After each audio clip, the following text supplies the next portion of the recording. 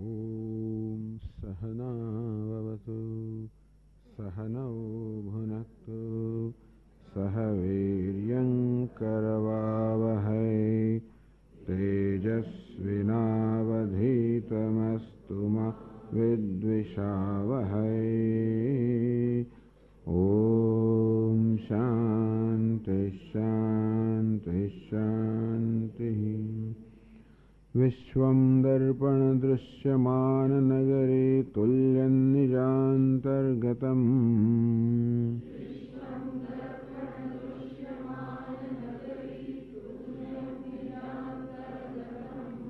पश्यन्नात्मनि मायया बहिर्वोद्भूतं यथा निद्रया।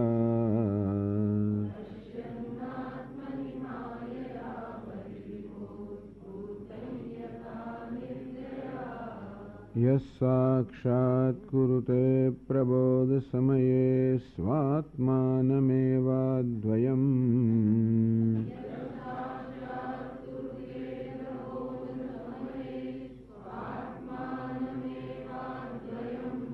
तस्मै श्रीगुरुमूर्तये नमः। इदं श्रीदक्षिणामूर्तये।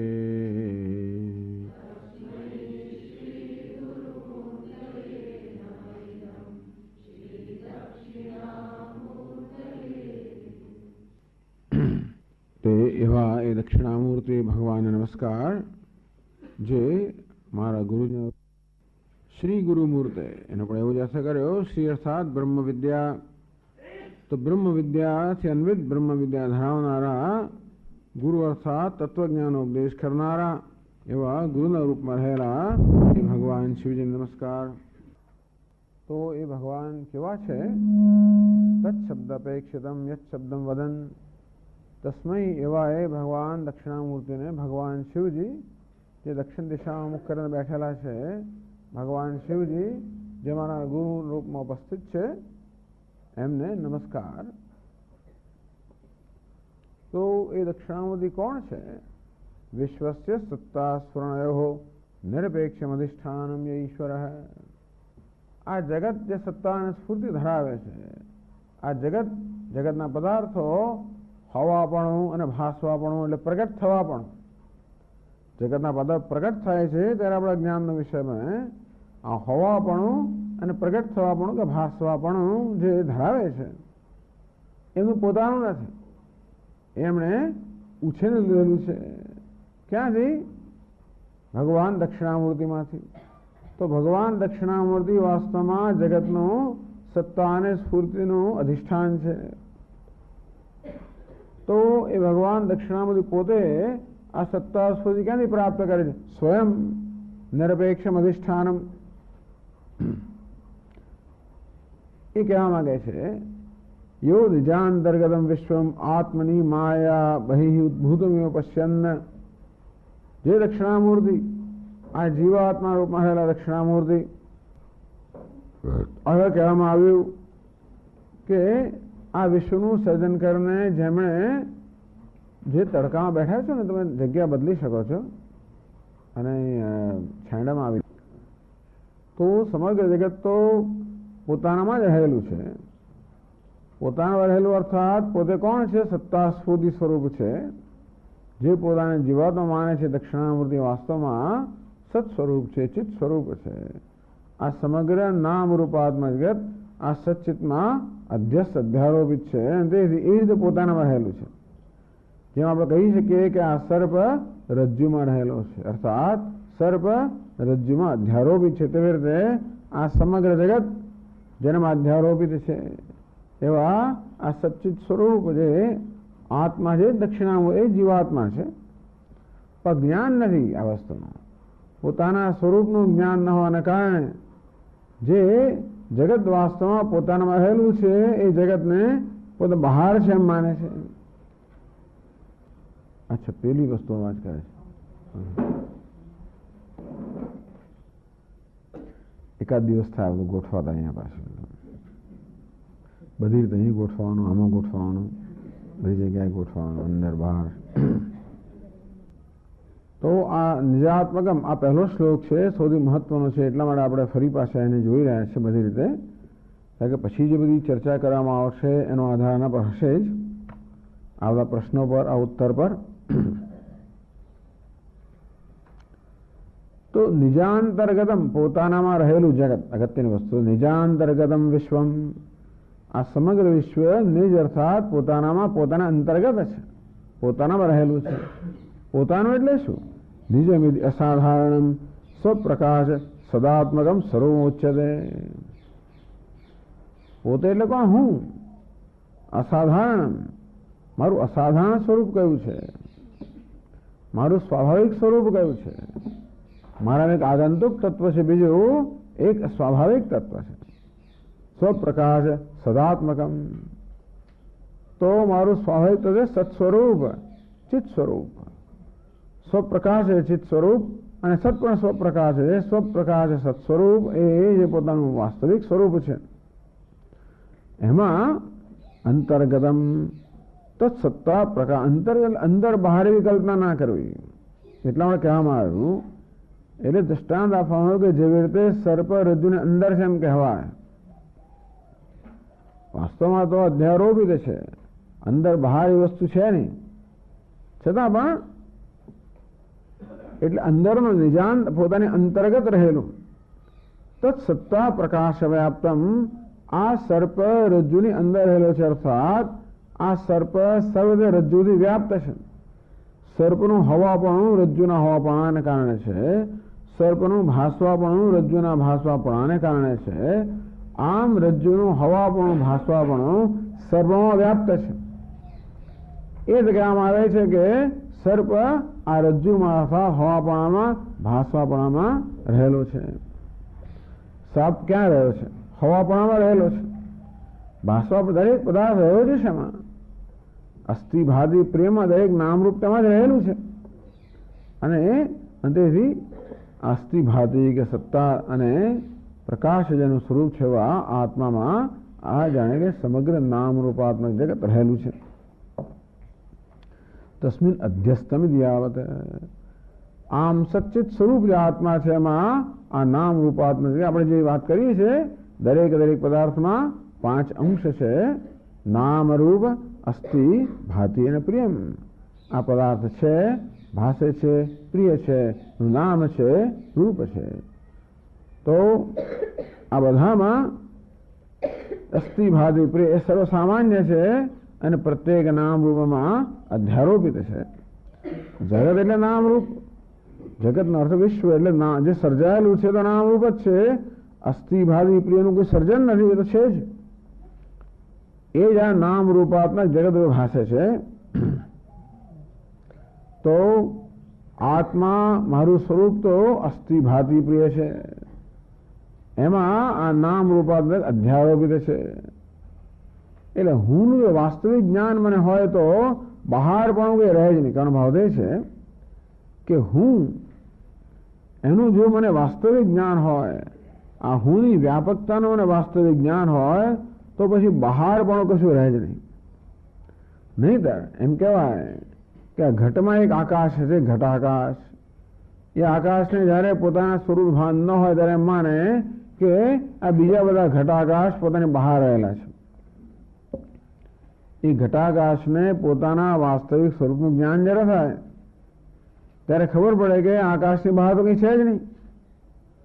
તો ઘટાકાશ જ્યાં સુધી પોતાને ઘટની અંદર મર્યાદિત માને ત્યાં સુધી જ અંદર બહાર એ પ્રકારના ખ્યાલ હોઈ શકે. પણ એ ઘટાકાશને પોતાના વાસ્તવિક સ્વરૂપનું જ્ઞાન થાય ત્યારે બહાર નામનો કોઈ ખ્યાલ રહે જ નહીં ને. અંદર બહાર કોઈ ખ્યાલ હોય જ નહીં આકાશમાં. અંતે તે આ દેહને જ્યાં સુધી મર્યાદા માનવામાં આવે છે ત્યાં સુધી આ દેહની બહારના જગતને બહાર કહેવામાં આવે. કારણ કે હું મારી જાતને દેહ પોતે મર્યાદિત માનું છું, દેહમાં અહંભાવ હોવાને કારણે. પણ દેહમાં અહંભાવ ન હોય અને મારું વાસ્તવિક સ્વરૂપ છે સચ્ચિત, એનું કોઈ આકાર નથી, વિશેષતા નથી. આમ નિરાકાર નિર્વિશેષ સચ્ચિત સ્વરૂપ હું છું. એ પ્રકારનું જ્ઞાન જ્યારે મને થાય ત્યારે કોઈ વસ્તુ બહાર, સતની બહાર નથી, ચિત્તની બહાર નથી. સ્વામી દયાનંદ મહારાજ હંમેશા કહે, what is the distance between consciousness and this body? No distance. Body is in consciousness. What's the distance between consciousness and this hall? What's the distance between consciousness and space? Distance between consciousness and time. Distance between consciousness and stars.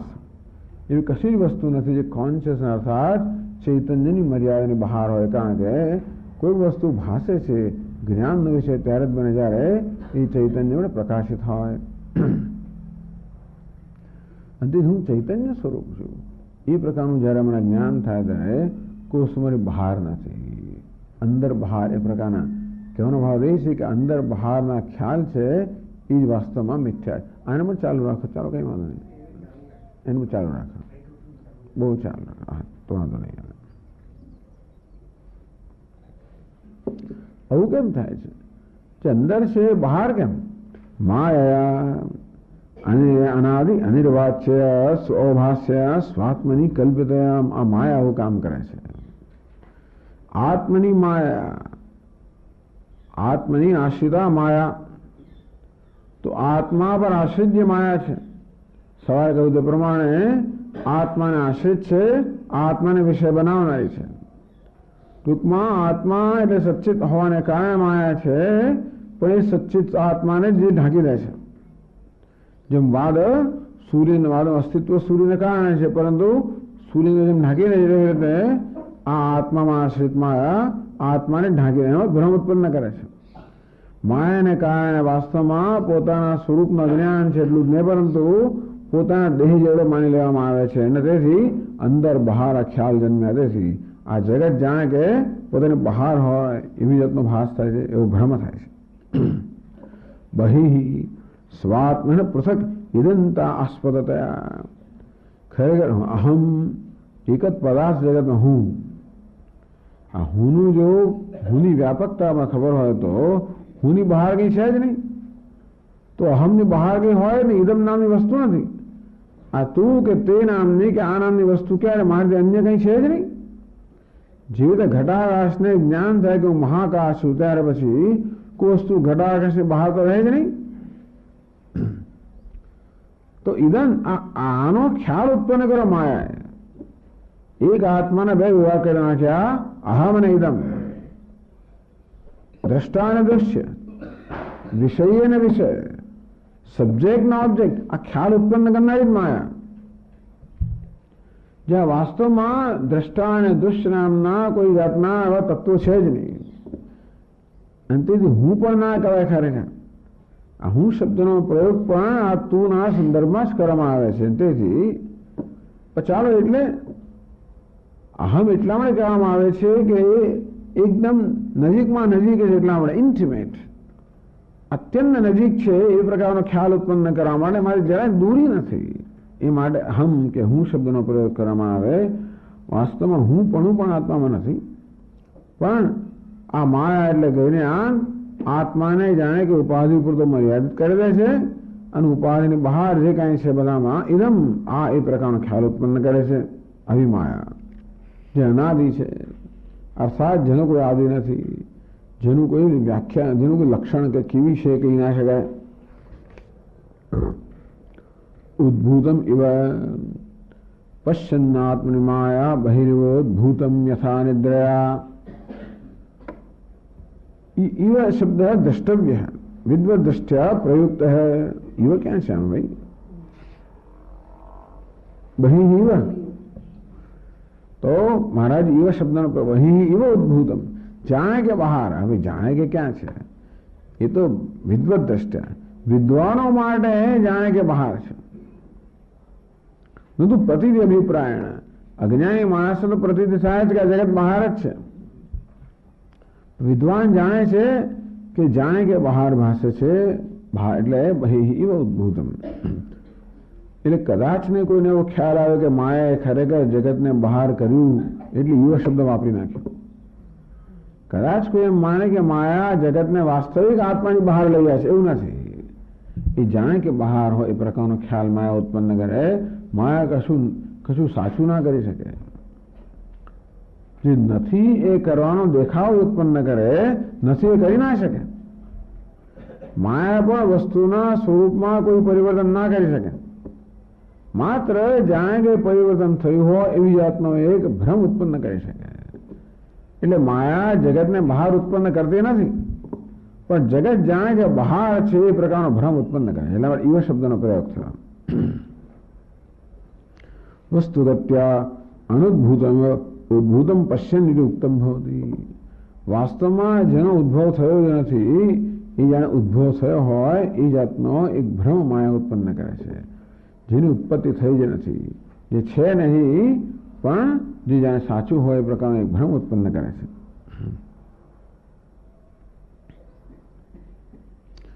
યુવક કહીને બહુ મોટી વાત કહી નાખી.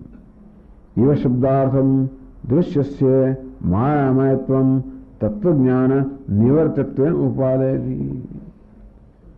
જાણે કે હું કહ્યું એટલે કે સાચું નથી.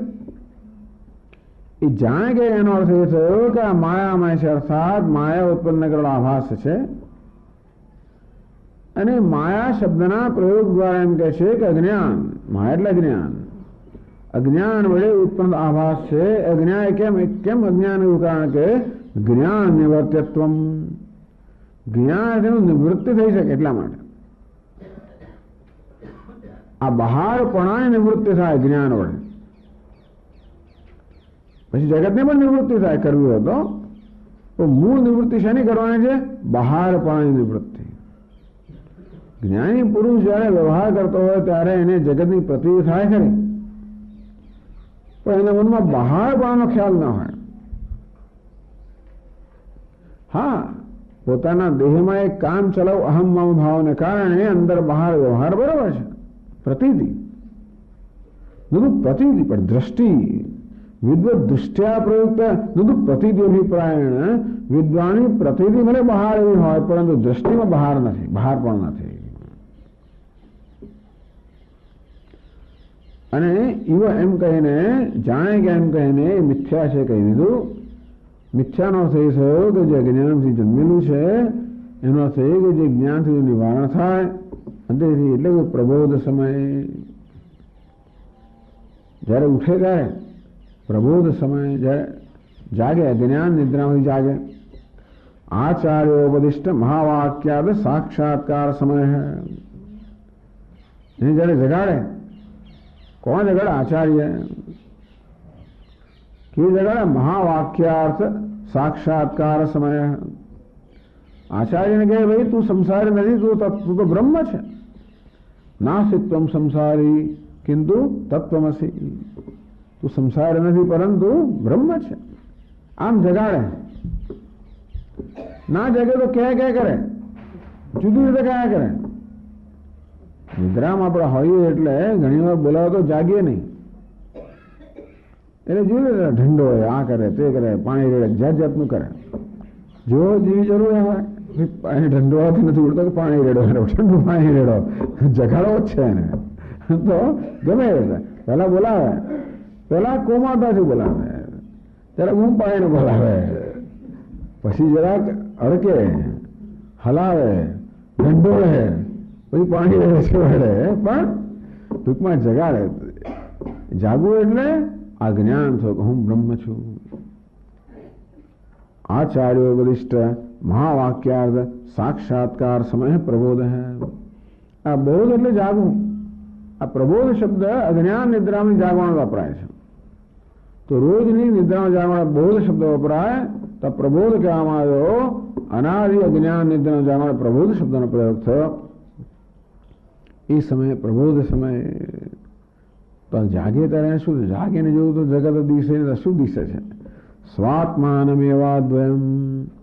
બસ ઊંઘમાં અટપટા ભોગવાસે ચિત્ત ચૈતન્ય વિલાસદ્રૂપનો બ્રહ્મ. હવે કેવું છે? બ્રહ્મ લટકા કરે બ્રહ્મ પાસે. સ્વાત્માનમેવ અદ્વયમ સત્તા પ્રકાશાત્મકમેવ. આ વિદ્વાની દ્રષ્ટિમાં સત્તાના પ્રકાશ સિવાય કંઈ છે જ નહીં. જે નામ રૂપ છે માત્ર સત્તાના પ્રકાશની અભિવ્યક્તિ છે. સ્વાત્માનમ એવ આત્માને જ એટલે શું? અદ્વયમ. આત્મા સિવાય બીજા કશાને જોતો નથી, અર્થાત અદ્વય અદ્વિતીય આત્માને જ માત્ર જુએ છે. દ્વય શબ્દ વાચ્ય વિશ્વશૂન્યમ પ્રવિલીન પ્રપંચમ સ્વાત્માનમ અસાધારણ સ્વરૂપમ સ્વસ્વરૂપમ સાક્ષાત કુરુતે. અદ્વયમ, અદ્વય કોને કહેવાય?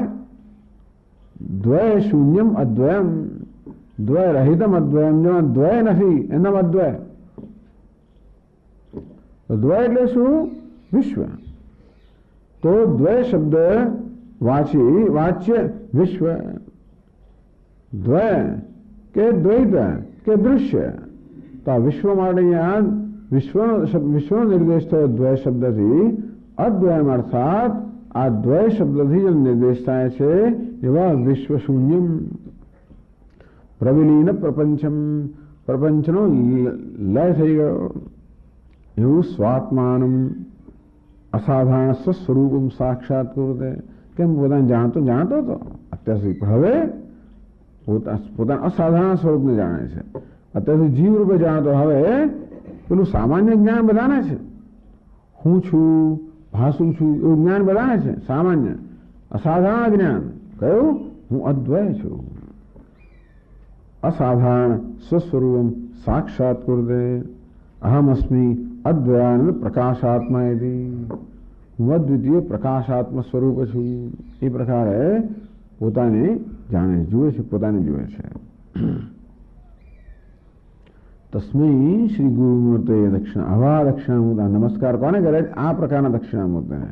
હવે વિશેષતા ધરાવવાના દક્ષિણામૂર્તિ જે અજ્ઞાનની નિદ્રામાં સૂતા ત્યારે આ જગતને પોતાની બહાર ઉદ્ભૂત થયું એમ માનતા હતા, પણ જ્યારે ગુરુજનો ઉપદેશ દ્વારા એમને અવિદ્યા નિદ્રામાંથી જગાડવામાં આવે ત્યારે હવે એ સમગ્ર જગતને અદ્વિતીયતયા સ્વાત્મતયા જીવે છે. એવા ગુરુમૂર્તિ, ગુરુરૂપમાં રહેલા ભગવાન દક્ષિણામૂર્તિ નમસ્કાર. તો એક મૂર્તિનો અર્થ કર્યો એમનો શરીર દક્ષિણામૂર્તિ. ગુરુમૂર્તિનો અર્થ કર્યો એ ગુરુના રૂપમાં રહેલા. સ્વાત્મની વસ્તુ તો અસતો બી. એ આવું કેમ બની શકે? જે વસ્તુ છે જતી કેમ રહે? આખું જગત જતું રહ્યું, જગત દિશે નહીં. જે હોય વસ્તુ ના ભાષે એવું કેમ બની શકે? એ ન હોય તો જ નાશ કોનો થાય? જે વસ્તુ નથી એનો. પણ દેખાય છે નથી એમ કેમ કહેવાય? દેખાય છે છતાં પણ નથી એવું કેમ બની શકે? એનો દૃષ્ટાંત આપે છે. સ્વાત્મની વસ્તુતઃ અસતો બી તત્રત્યમેવ અવભાસે દૃષ્ટાંતમાં. નથી હોય ને દેખાય એવું બને? તો કે હા, સ્વાત્મની વસ્તુતઃ અસતો બી. આત્મામાં વાસ્તવમાં વિશ્વ નથી. તત્રત્યમેવ અવભાસે. જે વસ્તુ જ્યાં નથી ત્યાં ભાસવી એવું બની શકે? આત્મા વિશ્વ નથી ત્યાં ભાસે છે. એ નથી માટે એનો લોપ થઈ શક્યો કે એનો લય થઈ શક્યો. તો વસ્તુ જ્યાં નથી ત્યાં ભાસે એવું કોઈ જોયું છે? તો કે હા, દર્પણ દૃશ્યમાન નગરી તુલ્યમ. આ દર્પણમાં દેખાતી નગરીની સમાન. દર્પણમાં નથી છતાં ત્યાં ભાસે છે. તેમાં આત્મા નથી તો બે વસ્તુ થઈ. આત્મામાં વિશ્વ નથી છતાં ભાસે છે એક વસ્તુ, અને મિથ્યા આત્મામાં જે બહાર એમ ભાસે છે. બે તકલીફો થઈ. આમ માયાએ બે વસ્તુ કરી. જે નથી તો ઉત્પન્ન કર્યું, જ્યાં નથી ત્યાં દેખાડે છે, અને છે એને કરતા જુદું દેખાડે છે. આત્મામાં નથી ત્યાં અહીંયા ભાસ ઉત્પન્ન કરે છે, અને અંદર છે એને બદલે બહાર દેખાડે છે. બસ કામ પતી ગયું. પછી માયા બીજું કંઈ કરવાનું, બધી લડ્યા જ કરો. કારણ કે આ માણસ છેવટે ઝઘડો કોની સાથે કરે? સંઘર્ષ પોતાની સાથે જ કરી રહ્યો છે. કૂતરું ભસે તો કોની સામે ભસે? કૂતરું દરે અરીસા સામે ઊભું ભસતું હોય તો પોતાની સાથે જ ભસતું હોય. તેવી રીતે આ એક બહાર પણ ઉત્પન્ન કર્યું.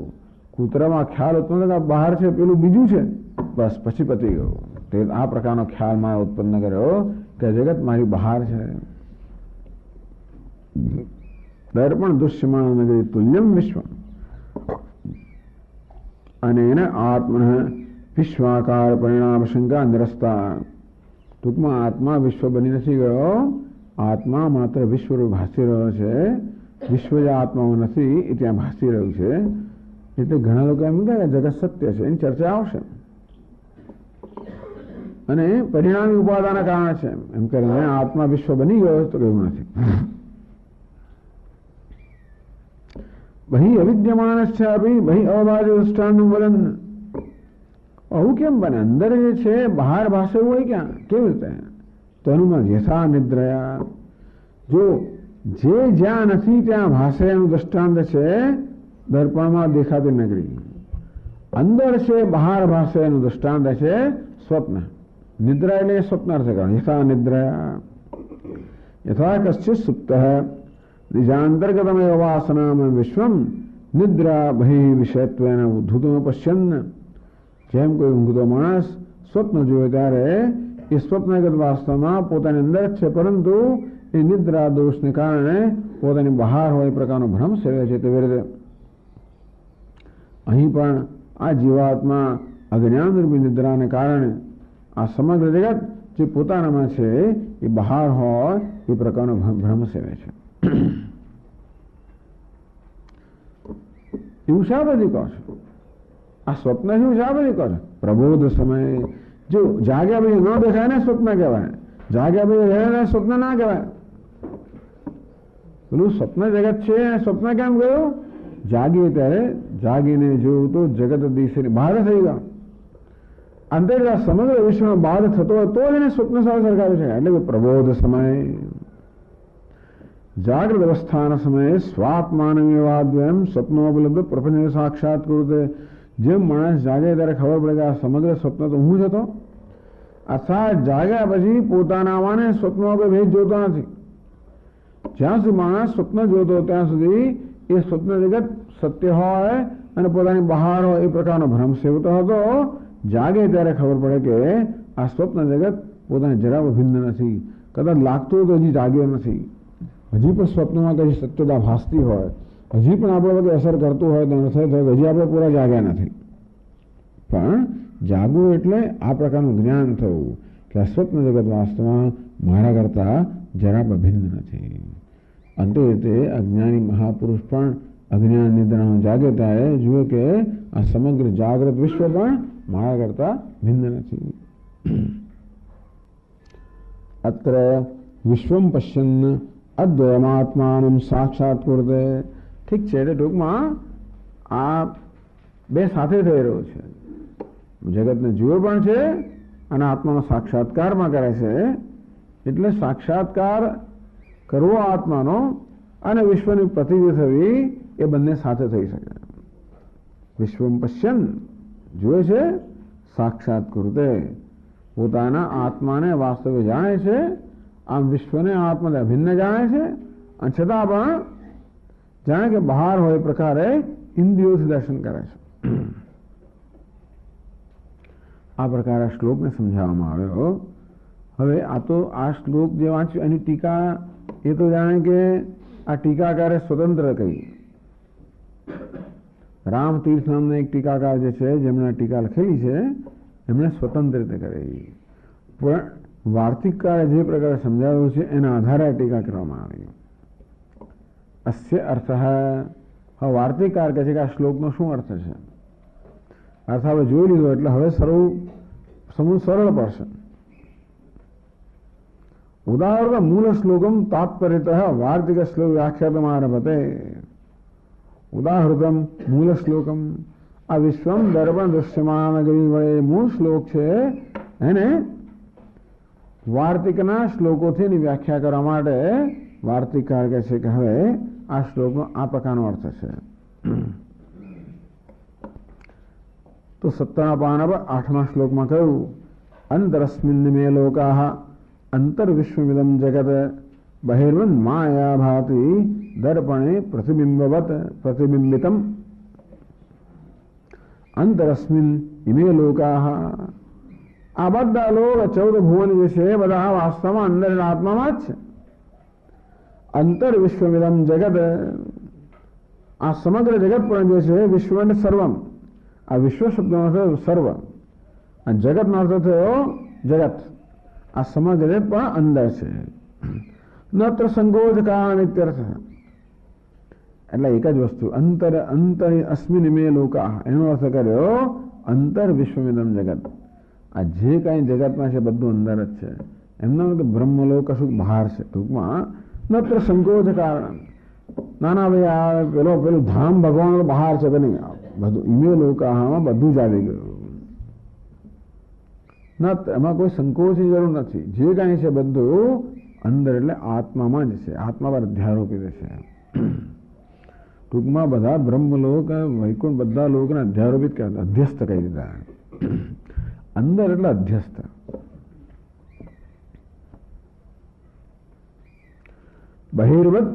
બહિર્વત માયા આભાતી એ માયાને કારણે જાણે કે બહાર હોય એમ ભાસે છે. દર્પણે પ્રતિબિંબિતમ એવા દર્પણાંતર્ગતમ એવા અંતસ્થેન વિશ્વમ માયા બહિર્વત આભાતી યોજના. તો દર્પણમાં જેમ પ્રતિબિંબિત થયું હોય, દર્પણની અંદર જેવી થશે તો એવું એવી અંદર રહેલું આ જગત જે છે, દર્પણમાં પેલું પ્રતિબિંબ રહેલું હોય ને, એ નવી દ્રષ્ટાંત વાપરી પાછું. આ પ્રતિબિંબ ક્યાં છે? દર્પણની અંદર છે. તેવી રીતે દર્પણમાં અંદર રહેલા પ્રતિબિંબની જેમ આ જગત એ દ્રષ્ટાંતનો ઉપયોગ કરે. તો તેવી રીતે આ જગત પણ અંદર આત્મામાં અંદર રહેલું છે, પણ માયાને કારણે બહાર હોય એમ ભાસે છે. બહિર્વત આભાતી સ્વતંત્રમાં આભાતી. અંદર એટલે શું? પોતાના પર આધારિત છે, પોતાના પર અધ્યસ્ત છે. બહાર એટલે પોતાની સ્વતંત્ર છે. બસ આવું અંદર બહારનો અર્થ છે. બહાર એટલે આ જગત મારી સ્વતંત્ર છે. એ બહુ મોટી તકલીફની વાત છે કે મારી જરૂરિયાત શું છે? આખી દુનિયાને કંટ્રોલ કરવી. બસ માણસ શું ઈચ્છે છે? આખા જગતને નિયંત્રિત કરવું. આ જગત કેવું છે? બહાર છે, સ્વતંત્ર છે. હું સાંખી જ ના શકું, કોઈ શું સ્વતંત્ર હું ના સાંખી શકું. બધી વસ્તુ મારા નિયંત્રણમાં હોવી જોઈએ. આ એક આપણી જરૂરિયાત છે. એને માટે આપણે બહુ સખત પ્રયત્ન કરીએ છીએ.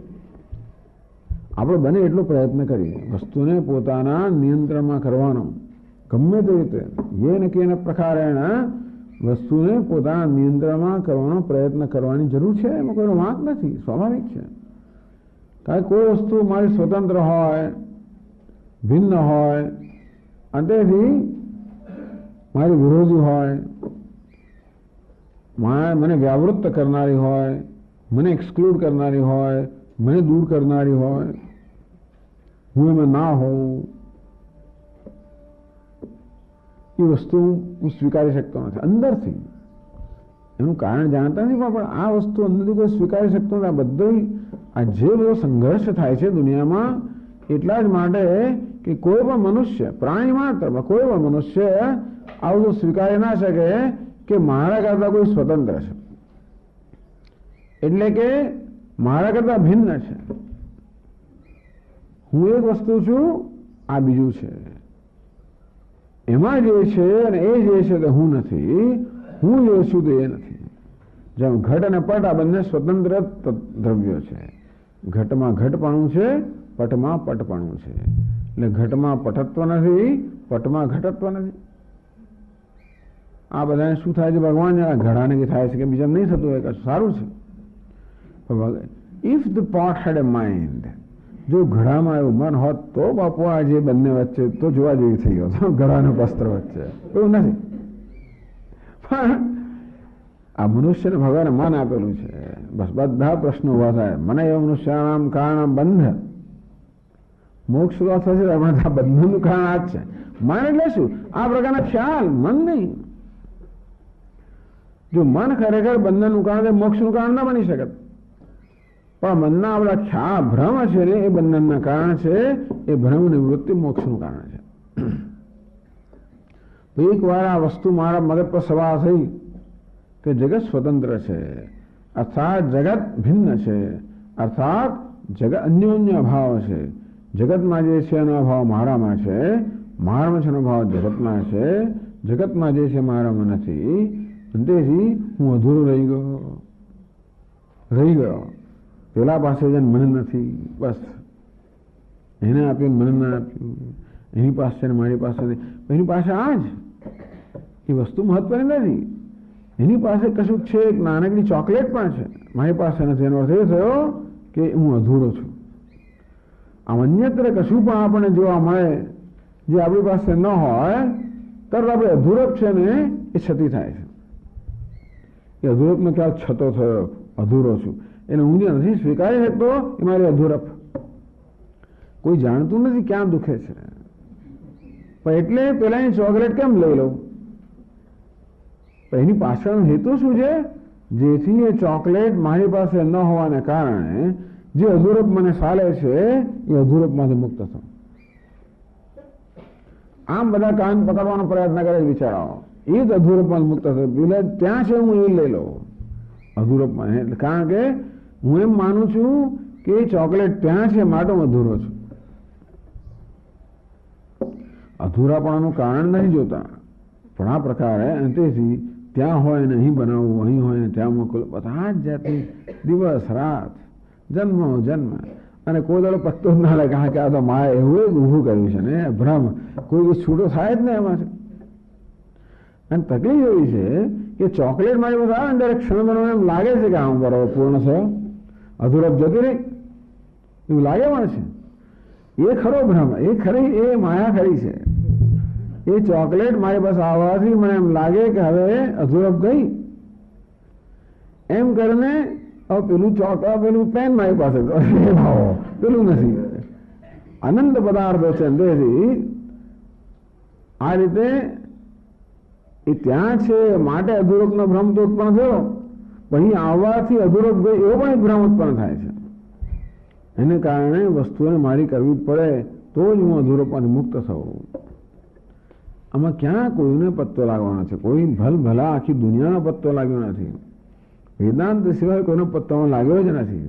બધા લોકો ત્યાં જો પેલી બાજુ જો મરો જીવો જજમેન્ટ કર્યા જ કરે છે બધા. કોઈ નવો પત્તો લાગવાનો નથી, કારણ કે આ ભ્રમ છે. એ ભ્રમ તો ગમે તે ઉકેલ લાવવાનો, ગમે તેવા કર્મ કરો, ગમે તે લોકમાં જાઓ, ગમે તે કરો, પણ આ ભ્રમ તો રહેવાનો છે. પહેલા હું જેમ સ્વામી દયાનંદ મહારાજ કહે કે ભાઈ હિન્દુસ્તાનમાં લોકો ગરીબાઈ સાથે દુઃખી છે અને વિદેશમાં લોકો ધન સાથે દુઃખી છે. પણ ધન દુઃખી પણ જાય જ નહીં. એક વાર પૃથ્વી પર રહેલો દુઃખી મિઝરેબલ, આ બ્રહ્મલોકમાં જઈને મિઝરેબલ. મિઝરેબલ દુઃખી વિષાદગ્રસ્ત માત્ર રૂપ જ બદલાય. પહેલા લગર વગર કપડામાં દુઃખી હતો અને હવે સૂટ બૂટ બધામાં દુઃખી છે, ફેર નથી પડતો. આવું જોવાની કોઈનામાં કોઈ જાતનું અક્કલ છે નહીં કોઈનામાં ખરેખર. અંતેથી વેદાંત શાસ્ત્રે એક જ શ્લોકમાં કેટલું કહી દીધું. આ બીજા કોઈ શ્લોકની જરૂર જ નથી, એક શ્લોક જ પૂરતો છે. વિશ્વમ દર્માં દૃશ્યમાન જે તુલ્યમ ગયું બહિ ઉદ્ભૂતમ. અંતો આ પ્રકાર સ્વતંત્રમ આભાતી, એ સ્વતંત્ર છે. માત્ર ભાષે મહાત્મા ભાષવું એ ખરેખર દુઃખનું કારણ નથી, સ્વતંત્ર ભાષે છે.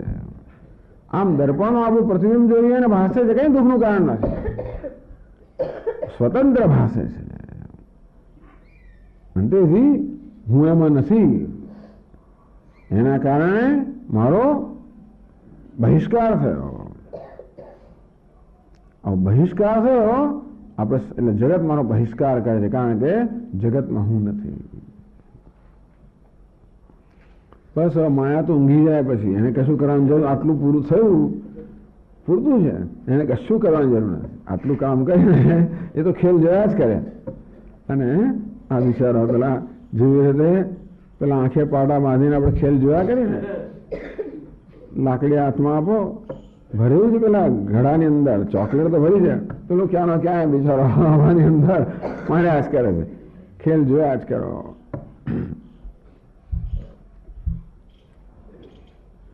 હવે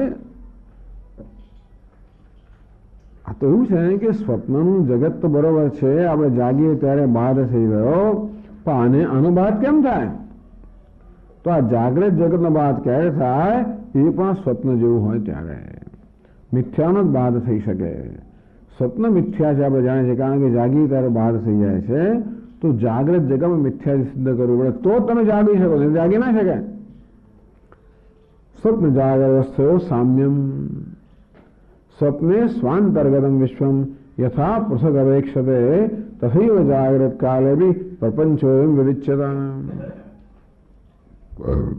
સ્વપ્ને સ્વાંતર્ગતમ વિશ્વમ. સ્વપ્નમાં હોઈએ ત્યારે પોતાની અંદર રહેલું સ્વપ્નનું જગત છે.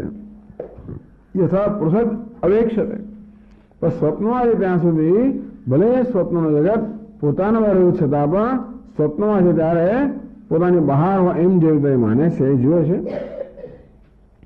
તથૈવ જાગ્રત કાલે બી પ્રપંચોયમ વિવિચ્યતામ. તેવી રીતે જાગ્રત કાલે પણ બહાર જણાય છે. જે બહાર જણાય પોતાની અંદર નિયમ કહી દીધો. સ્વપ્નમાં જગત બહાર જણાય છે પણ કેવું છે? અંદર. જ્યારે જ્યારે વસ્તુ બહાર જણાય સમજો કે અંદર છે. જાગ્રતમાં જગત બહાર જણાય છે મળે. એમાં આપણે કઈ મહાનતા નથી, આ લોકોની મહાનતા છે, કારણ કે એમણે બધું ઇમરજન્સી બધું ઘણું કરેલું છે કામ. એટલે સત્તા સામાન્યસ્ય આત્માયતનત્વમ. તો એવું શા પછી કહો છો? તો જો સ્વપ્નમાં જગત બહાર અંદર છે ને બહાર ભાષા એ સ્વીકૃત વસ્તુ છે. સ્વપ્ન દૃષ્ટાંત છે અને એ સ્વીકૃત છે કે સ્વપ્ન જગત જે છે એનો બહાર થાય છે જાગીએ ત્યારે.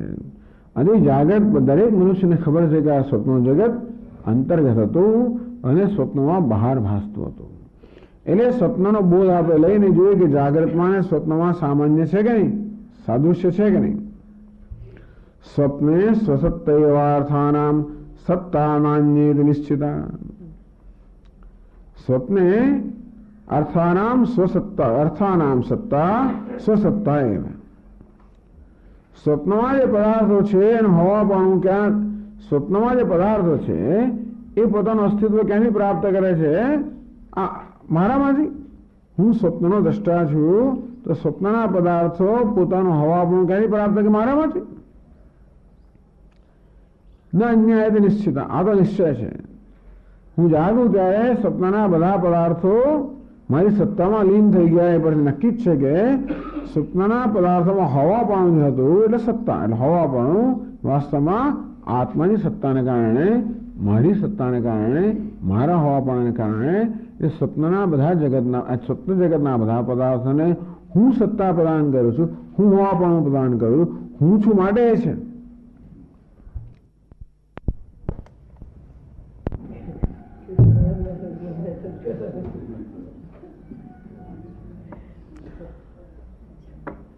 એટલે સ્વપ્નમાં પદાર્થોની સત્તા, કોઈ પ્રકાશની વાત કરશે તો સ્વપ્નમાં પદાર્થોનો હોવાપણું એટલે હું જ્યાં સુધી ત્યાંથી સ્વપ્ન છે.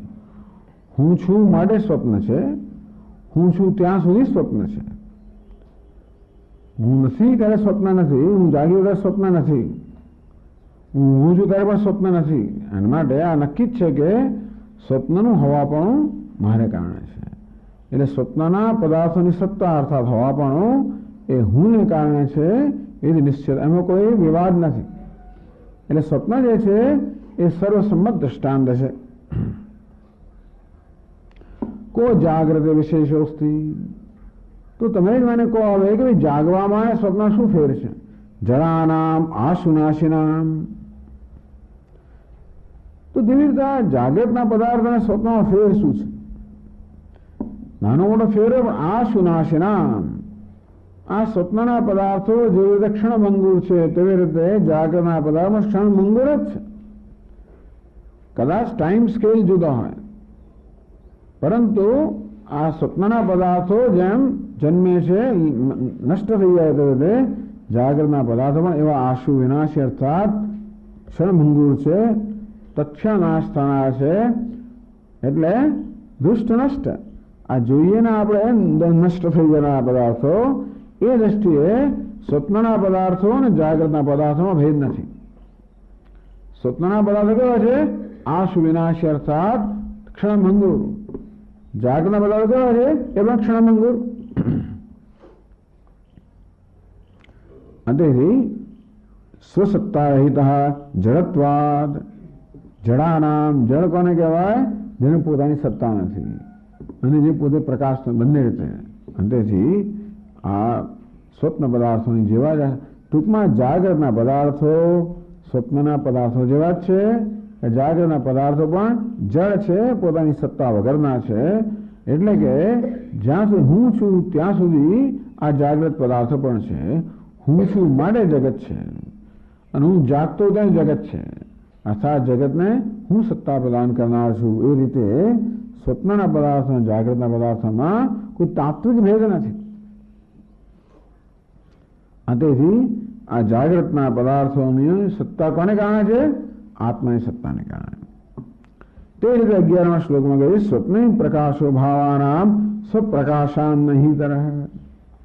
બીજી વસ્તુ પણ જાણીતી છે કે સ્વપ્નમાં પદાર્થો પ્રકાશે છે એ કોને કારણે? આત્માના પ્રકાશમાં પ્રકાશે છે. આત્મનિવાયમ જ્યોતિષાસ્તે ભોદારણ્ય કહ્યું કે આત્માને કારણે આત્મના જ્યોતિષ આત્મરૂપી જ્યોતિને કારણે આ સ્વપ્નના પદાર્થો ભાષે. અત્રાયમ પુરુષ સ્વયં જ્યોતિ ભવતી. અહીંયા પુરુષ સ્વયં જ્યોતિ છે. એટલે ઉપનિષદમાં પણ સ્પષ્ટ કરવામાં આવ્યું છે કે સ્વપ્નના પદાર્થો ભાષે છે આત્મા પ્રકાશને કારણે. બાકી જળ છે. સ્વપ્નના પદાર્થોમાં સ્વયં પ્રકાશ નથી, આત્માના પ્રકાશથી પ્રકાશિત છે. અંતે રીતે જાગૃત્યપિ તથૈવેતિ નિશ્ચિન્વંતિ ઉપસ્થિત. આમાં થોડી બુદ્ધિમાન માણસોની જરૂર છે કે બુદ્ધિમાન માણસો જાણે છે કે જાગૃતના પદાર્થો પણ આત્મ પ્રકાશને કારણે પ્રકાશિત. બહુ બધા અહીંયા પ્રકાશો છે ને એટલા માટે. સ્વપ્નમાં તો કોઈ પણ સમજી શકે કે ત્યાં કોઈ સૂર્યચંદ્ર છે નહીં, ત્યાં કોઈ ઇન્દ્રના પ્રકાશ નથી, અને છતાંય સ્વપ્નના પદાર્થો પ્રકાશમાન છે. એ બધું નક્કી થઈ શકે કે એ પદાર્થો આ ચૈતન્ય જ્યોતિને કારણે પ્રકાશમાન છે. જાગ્રતમાં બીજા ઘણા બધા જ્યોતિર્મય પદાર્થો હોવાના કારણે થોડો વિચાર કરવો પડે કે ભલા સૂર્યચંદ્ર પ્રકાશમાન જણાય છે, એ પણ જળ અર્થાત પોતાના પ્રકાશથી પ્રકાશમાન નથી, એ પણ વાસ્તવમાં આ ચૈતન્ય જ્યોતિ પ્રકાશમાન છે. અને જાગ્રતના પદાર્થોમાં સત્તા અને સ્ફુરણ, જાગ્રત પદાર્થોમાં જળ છે અને એની સત્તા અને સ્ફૂર્તિ પણ આત્માની સત્તા અને સ્ફૂર્તિને કારણે છે. એનો અર્થ કહેવામાં આવ્યું કે આ જગત કેવું છે? આત્મામાં છે. કઈ રીતે? આ ઘડો માટીમાં છે એમ કહીએ આપણે. માનો અર્થ એમ ના હોય કે અંદર બહાર નહીં. ઘડો માટીમાં છે અર્થાત ઘડાનું હોવાપણું માટીના હોવાપણાને કારણે છે. ઘડાનું ભાસવાપણું માટીના ભાસવાપણાને કારણે છે. માટે કે ઘડો માટીમાં છે. માટી ના હોય તો ઘડો ના હોઈ શકે. ઘડો ના હોય તો માટી તો હોય, પણ માટી ના હોય તો ઘડો ના હોઈ શકે. તેવી રીતે આ જગત આત્મામાં છે અર્થાત જગતનું હોવાપણું આત્માના હોવાપણાને કારણે છે. જગતનું ભાસવાપણું આત્માના ભાસવાપણાને કારણે છે. એટલે કહેવામાં કે આ જગત જેમ સ્વપ્નનું જગત સ્વપ્ન દ્રષ્ટામાં તેવી રીતે આ જાગ્રત જગત પણ આત્મામાં જ છે. નક્કી થઈ ગયું. આમ સ્વપ્ન જાગ્રતનું સામ્ય બતાવ્યું. કેવું સામ્ય? જડત્વ સામ્ય છે. બંને જળ છે અર્થાત સત્તાહીન છે, સ્વસત્તાહીન છે, સ્વપ્રકાશહીન છે. સ્વપ્નના પદાર્થો જાગ્રતના પદાર્થો પણ. એટલો જ રસ આપણે તાત્વિક દ્રષ્ટિએ. બાકી ભલે ગમે તેવો ભેદ હોય પણ તાત્વિક દ્રષ્ટિએ સરખાય. સ્વપ્નાંત જાગૃતાંત સામ્યમ. તો સ્વપ્નના પદાર્થો અને જાગૃતના પદાર્થોની અંદર પણ સામ્ય છે. આગળ કહે છે નિદ્રયા દર્શિતાનર્થાન ન પશ્યતિ યથોત્થિત સમ્યક જ્ઞાનોદયાદુર્ગમ તથા વિશ્વમ ન પશ્યતિ. તો સ્વપ્ન જગત ને જાગ્રત જગતમાં બીજું સામ્ય કયું છે?